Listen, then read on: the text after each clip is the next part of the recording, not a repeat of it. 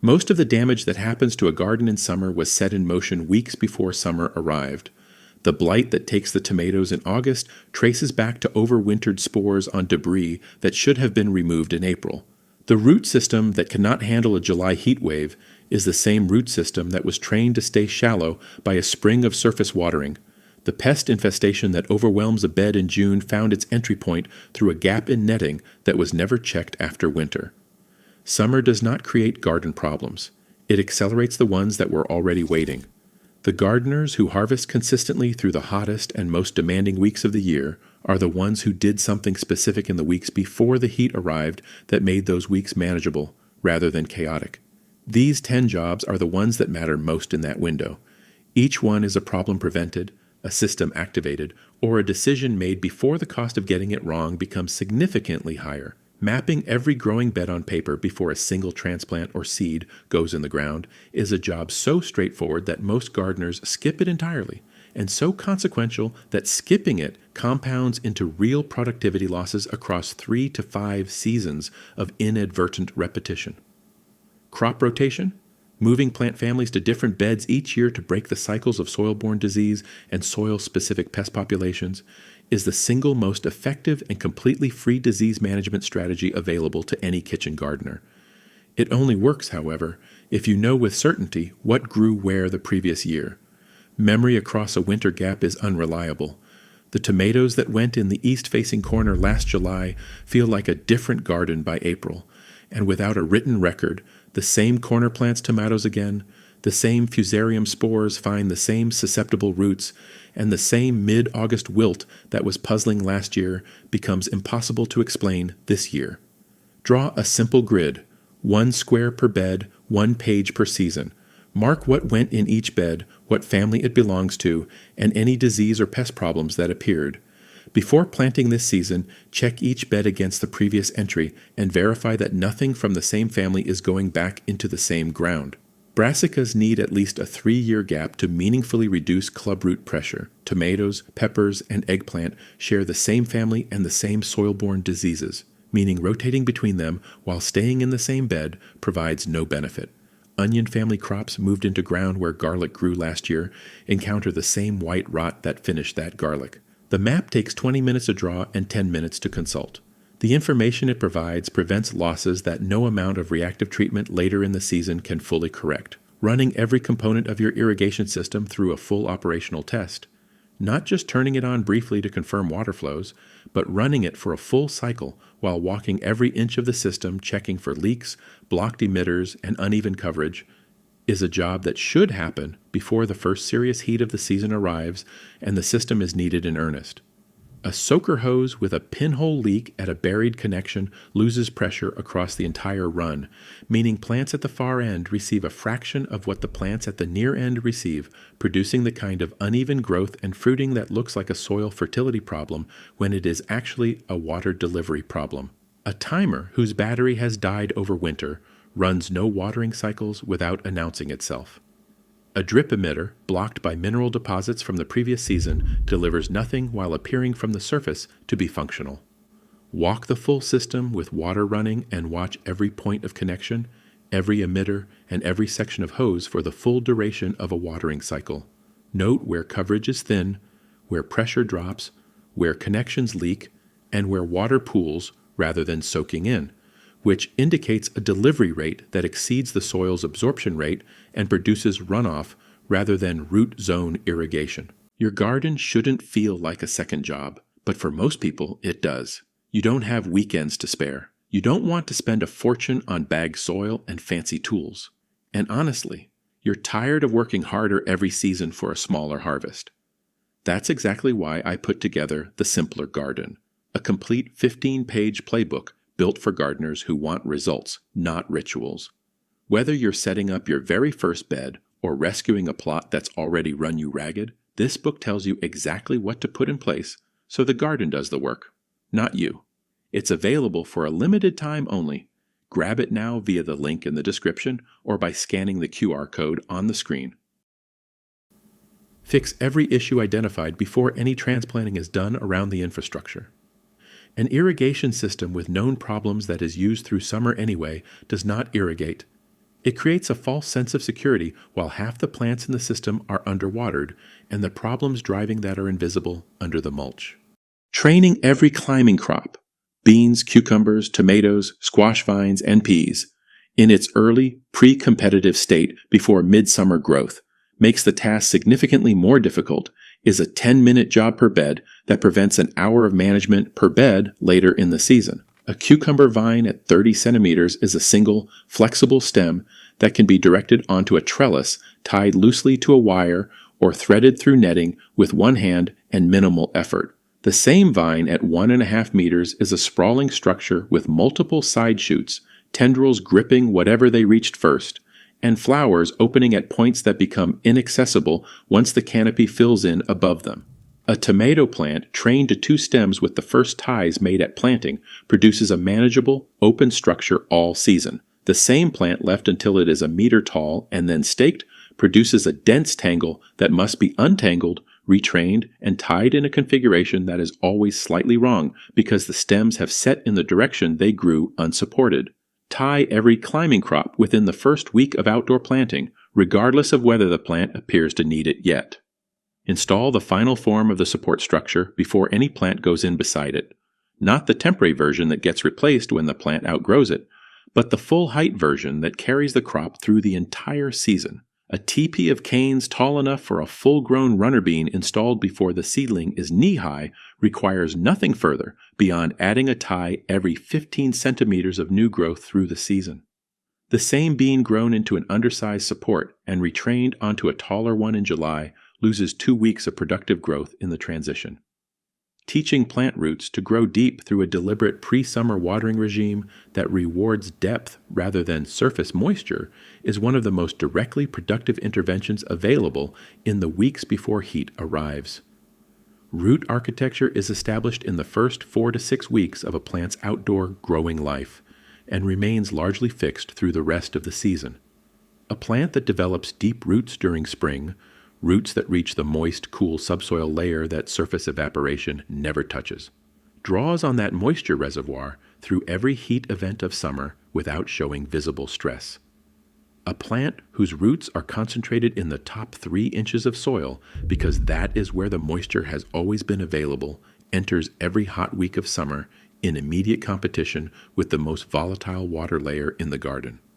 Water every established bed deeply once or twice per week rather than lightly every day. Each session should be long enough to move moisture to a depth of 6 to 8 inches. Check by pushing a finger or a trowel into the soil the following morning to confirm how deep the previous day's water penetrated. Allow the surface inch to dry completely between waterings. This deliberate drying of the surface layer sends roots downward in search of moisture rather than allowing them to stay near the surface where water is always available. The plant that experiences this watering discipline through spring enters summer with a root system that accesses water its neighbors cannot reach, tolerates drought without wilting, and produces through heat events that shut down everything around it. Applying a preventive treatment to beds with a documented history of soil-borne disease before warm, humid soil conditions activate the spore populations already present shifts disease management from reactive to preventive in a way that changes the entire season. A bed where clubroot appeared in brassicas last year contains clubroot spores at the present moment, sitting dormant in the soil and waiting for the right root tissue and soil temperature to germinate. Applying agricultural lime to raise pH above 7, where the pathogen's ability to infect is significantly reduced, before any brassica transplant enters that soil is a different proposition from treating visible disease after it appears. A bed where Fusarium wilt-killed peppers last year can be treated with a beneficial fungal inoculant, Trichoderma species, available commercially, applied to the soil before planting, which competes with the pathogen for the same ecological niche and reduces its ability to colonize new roots. Identify which beds produced diseased plants last season and what the likely pathogen was based on the symptom pattern. Research the specific intervention appropriate for that pathogen. Apply it to the soil before planting into that bed rather than afterward. The distinction between a preventive treatment applied to empty soil and a curative treatment applied to an already infected growing plant is the difference between a managed situation and a rescue attempt. Most curative treatments are significantly less effective than the same intervention made before infection occurs, and some disease situations, late blight in wet conditions, clubroot in acidic soil, white rot in onion beds, are essentially unmanageable once established in a growing crop. Removing every piece of diseased, damaged, or pest-colonized plant material from the previous season, not composting it, but physically removing it from the garden, eliminates the overwintering reservoir from which this season's problems will otherwise emerge. Blight spores overwinter on infected tomato debris left in the soil or on the surface. Onion white rot persists on old onion roots left in the bed after harvest. Slugs and their eggs concentrate in decomposing plant material left undisturbed through winter. A thorough clearance of all previous season debris, completed before warm soil temperatures accelerate the germination and reproduction cycles of every organism present, removes the inoculum that would otherwise seed the new season's plantings from day one. Collect all previous season plant material from beds that experience disease or significant pest pressure, and bag it for green waste collection or hot composting at temperatures that exceed 60 degrees Celsius, the threshold at which most fungal spores and pest eggs are killed. Standard cold composting heaps do not reliably reach this temperature and should not be used for disease material, which will re-enter the garden in the finished compost. Burn the material if burning is practical and permitted in your area. Turn the soil surface in affected beds after clearance to expose any remaining debris, eggs, or resting spores to the drying effect of sun and wind, which reduces viable populations before the new season's plants establish roots in the same ground. Establishing a consistent harvest schedule, specific days and times in each week when every productive bed is checked completely and every ready crop is collected, before peak production begins prevents the single most common cause of yield loss in a productive summer garden, which is produce left on the plant past its optimal harvest point. A bean missed at peak quality for 4 days becomes a swollen, seedy pod that the plant treats as a completed reproductive effort, triggering the reduction in new pod production that follows successful seed development. A courgette overlooked for 5 days becomes a marrow-drawing energy from the same plant that was otherwise producing multiple marketable fruits per week. A cucumber allowed to yellow on the vine sends a chemical signal that slows or stops further fruit set on that stem. The harvest schedule does not need to be rigid. It simply needs to be consistent enough that no bed goes more than 2 to 3 days without being checked through the peak production weeks of midsummer. Walk every bed systematically from one end to the other rather than checking the most visible plants and missing what is hidden by foliage. Bring a container that forces you to put harvested produce somewhere rather than setting it on the path and forgetting it. The gardener who harvests on Tuesday and Friday morning through July and August collects significantly more total food from the same plants than the one who harvests whenever the garden looks like it needs attention, because the irregular harvester consistently misses the 3-day window that separates a perfect harvest from a missed one. Refreshing every physical pest barrier in the garden, checking slug tape for continuity, verifying that netting is in contact with the soil surface with no lifted edges, confirming that brassica collars are still flat against the stem with no gaps. Before the pest pressure of late spring and early summer makes failures in those systems immediately costly, is a job that takes 30 minutes across a whole garden and prevents losses that would take hours to address reactively. Physical barriers work as complete systems or not at all. A slug tape with a 2-centimeter gap is not a slug tape with a minor flaw.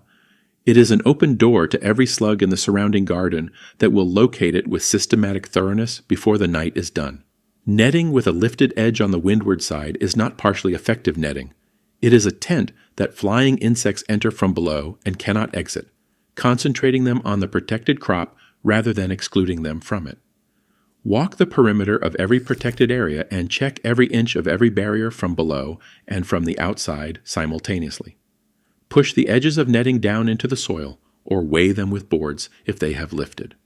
Replace any section of slug tape that has peeled, cracked, or been covered by compost or soil splash. Check brassica collars for the stem-to-collar contact that prevents cabbage root fly from laying eggs at the base of the plant. Check fruit cage netting for the bird damage that typically appears at the highest point of the structure where they have been landing and investigating.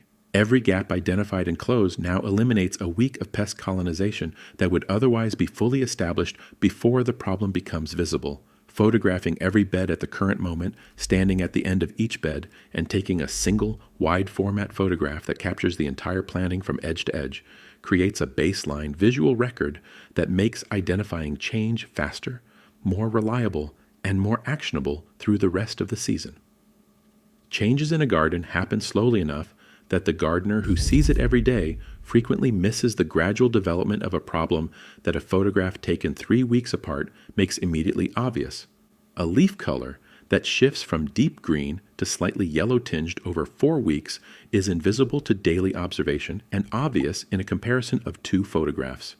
An aphid colony that doubles in size every 4 days appears to grow suddenly when noticed at a glance, but shows a clear progression when compared against an image from the previous week. Store the photographs organized by date on a phone or computer where they can be retrieved easily for comparison. Retake each photograph from the same position at 2-week intervals through the growing season. When a plant or bed looks wrong, compare the current image with the previous 2 or 3 before assessing the cause. Whether the problem is recent and acute or gradual and developing tells you something important about what is driving it. A sudden change following a rain event points to different causes than a slow, progressive decline that has been underway for 3 weeks. The photographs are also useful at the end of the season for understanding what the garden looked like at peak productivity, information that is difficult to hold in memory but straightforward to observe in an image. Running one comprehensive propagation session?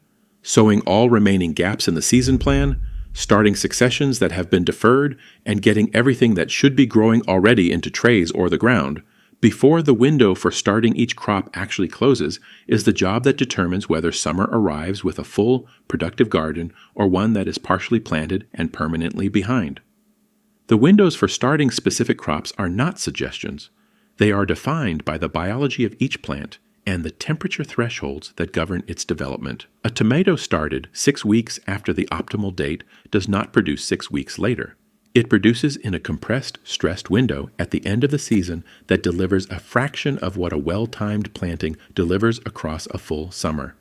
Every week of delay in starting a summer crop is a week of harvest lost at the other end of the season, not a week of catching up. Assess the season plan against what is currently growing and identify every gap, every crop that should be growing and is not, every succession that was planned but not sown, every empty bed that should be occupied. Prioritize the list by how close each crop's starting window is to closing and work through it systematically in a single session of propagation. A batch of cucumbers started this weekend and a tray of late lettuce succession sown beside them require the same amount of time to set up whether done in the same session or in 2 separate visits. The propagation session clears the backlog in one pass and starts the season on a schedule that was planned in winter rather than improvised under the pressure of everything growing faster than expected. Summer will not wait for the garden to be ready.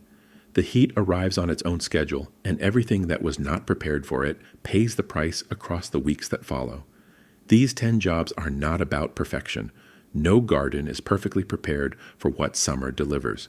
They are about closing the specific gaps that consistently produce the most damage when left open, and doing it while the closing is still easy. A slug barrier checked before peak slug pressure requires 30 minutes. The same slug barrier inspected after 2 weeks of damage requires 30 minutes plus the replacement of every seedling the slugs found while you were not looking. A bed mapped before the first transplant takes 20 minutes. The same decision about what goes where, made reactively in front of an empty bed with seedlings in hand, takes 20 minutes plus the downstream management of whatever rotation mistake follows from it. The investment is identical. The outcome is not. If this helped you see exactly where your garden needs attention before summer arrives, subscribe to Ageless Acres so you never miss what we discover next. And if you want to go deeper with us, exclusive guides, early access, and a community of gardeners who think just like you, join the Ageless Acres membership community where we share the details, the failures, and everything in between.